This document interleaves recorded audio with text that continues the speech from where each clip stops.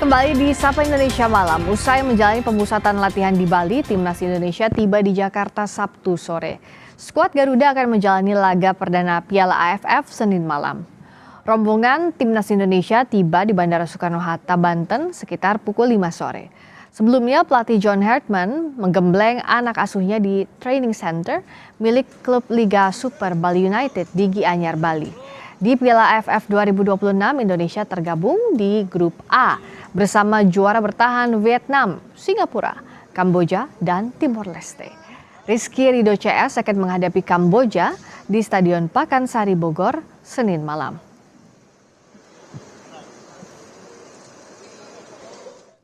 Laga perdana grup A Piala AFF sudah bergulir sejak Jumat kemarin.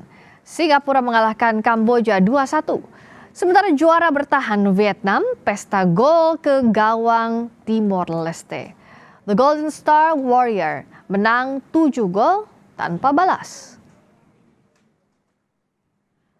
Pelatih Timnas Indonesia John Hartman membawa 26 pemain untuk berlaga di Piala AFF yang mayoritas bermain di Liga Domestik. Di lini serang, penyerang Fortuna Sittard Ole Romani tak dipanggil Timnas. Hartman mempercayakan pilihannya pada Sadil Ramdhani, Ragnar Oratmangun, Beckham Putra, Jens Raven, Tim Gapens, dan Rizky Eka Pratama.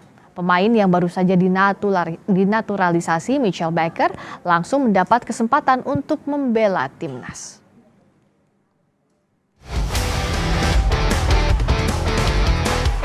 Timnas Indonesia tak akan diperkuat striker andalan Ole Romani di turnamen Asia Tenggara Piala AFF. Ole absen karena cedera dan sedang proses pemulihan.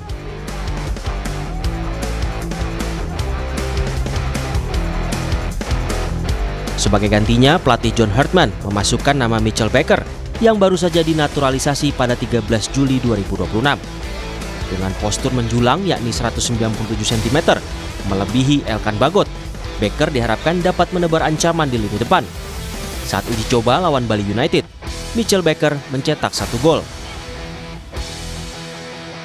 Di usianya yang masih 19 tahun, Mitchell Baker punya prestasi yang baik di kelompok umur.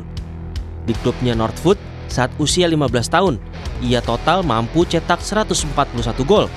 Saat di Liga Kampus di Amerika Serikat bersama Georgetown University, ia mampu cetak 18 gol dan 7 assist. Baker akui tak sabar ingin segera bermain untuk timnas, dan ini saatnya Indonesia mengangkat trofi juara AFF. And it's been a really good experience here in Bali. I think the training camp went really well, and I think the team brotherhood's great, and I think they're just excited to play. We've been to the final 6 times and we haven't won, so it's about time we win. Senin esok, skuad Garuda akan berjumpa Kamboja di laga perdana Piala AFF. Apakah Mitchell Baker akan jadi pilihan Hartman sebagai juru gedor baru timnas? Tim Liputan Kompas TV. Membahas soal kekuatan timnas di Piala AFF 2026, kita sudah bersama analis sepak bola M. Kusnaini. Bungkus, selamat malam. Selamat malam, Friska. Nah, kalau kita lihat komposisi 26 pemain yang dibawa ke AFF, menurut Anda bagaimana kekuatan kita? Iya, sebetulnya ini belum maksimal ya. Kita masih punya beberapa opsi sebetulnya yang sayangnya tidak bisa diikut sertakan. Tapi seandainya benar Justin Hubner bisa bergabung, ini akan menjadi tambahan yang luar biasa. Karena kita memang agak tipis di posisi bek tengah dan striker. Di posisi striker saya pikir kita sudah mendapatkan Baker, tapi kita butuh backup yang lain sebetulnya. Sayang Mauro Zylstra cedera, kemudian juga Sananta masih mencoba mengembalikan performanya, sehingga kita masih agak tipis di depan. Nah, kalau Justin bisa bergabung dengan timnas, maka sedikit persoalan yang ada di lini pertahanan bisa teratasi. Tapi kans Justin untuk gabung menurut Anda dengan kondisi sekarang gimana? Iya, memang saya agak terkejut juga ketika namanya dimasukkan dalam skuad 26 nama ya. Karena dugaan saya klubnya mungkin akan lebih meminta dia fokus ke persiapan menuju musim depan. Karena ini kan ajang yang tidak termasuk dalam ajang FIFA Matchday ya. Tapi kalau benar Justin bisa bergabung, sekali lagi saya katakan itu akan menjadi sesuatu yang luar biasa, menjadi tambahan kekuatan yang sangat penting di lini pertahanan. Karena kita butuh pemain berkualitas di lini pertahanan yang sudah ada saat ini. Nah, kalau kita punya Raven juga di striker, menurut Anda seperti apa sih untuk melengkapi bersama dengan Baker? Iya, sebetulnya dua pemain ini kan sama-sama masih pemain yang bisa dibilang debutan di liga profesional ya. Revan juga baru menjalani musim pertamanya dan belum banyak mendapat kesempatan bermain di Bali United maupun timnas senior. Becker sebetulnya juga punya persoalan yang sama.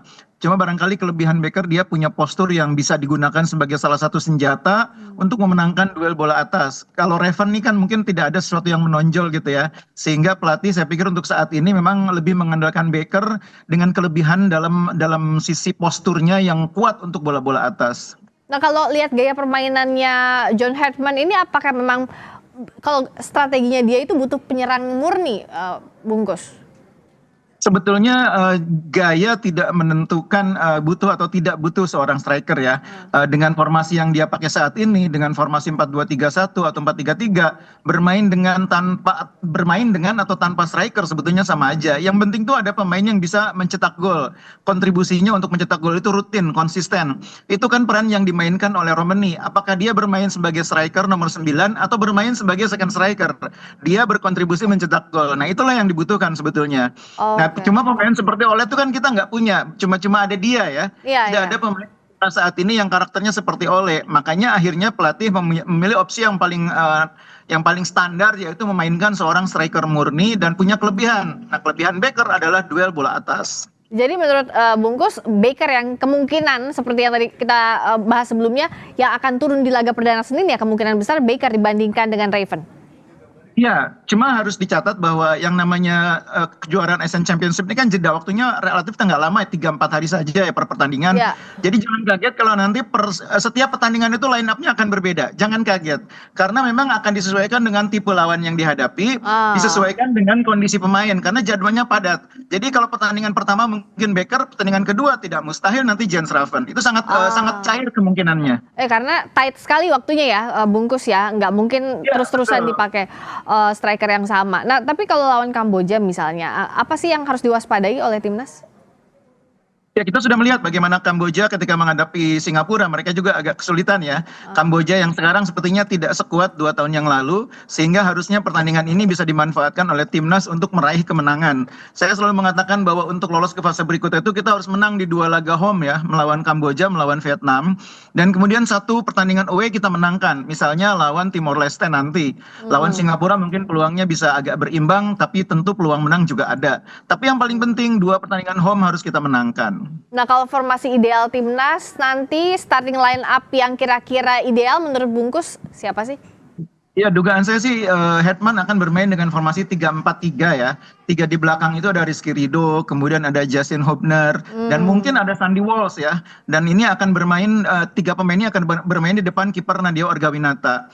Di tengah kita akan punya pemain yang bisa main di sisi kanan, itu bisa jadi ada Sandy Walsh, atau bisa jadi mungkin Kadek Agung dari Bali United, kemudian di tengahnya ada Tom Haye bersama dengan Ivar Jenner, atau bisa jadi dengan Mark Locke. Di kirinya tentu saja kita punya beberapa opsi, tapi Donitri belakangan selalu main di posisi itu, jadi bisa Donitri, bisa juga Sen Patinama.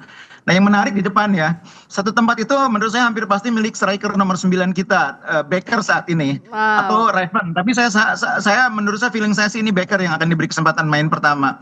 Nah, yang menarik di kanan kita punya beberapa opsi nih, banyak sekali. Ada Beckham Putra, ada Rehan Hanan, ada Marcelino juga bisa main di sana. Kemudian di kiri akan ada Ragnar Oratmangun yang mungkin akan menjadi pilihan pertama. Pilihan berikutnya adalah Eliano ya. Kurang lebih itulah nama-nama yang mungkin akan diberi kesempatan. Jangan lupa masih ada Egy juga yang bisa dijadikan sebagai alternatif. Kita berharap main bagus, harus menang di pertandingan pertama. Terima kasih Bungkus. Sampai ketemu lagi. Berikutnya saudara, kami kembali dengan sorotan sekutu Iran. Houthi di Yaman melancarkan serangan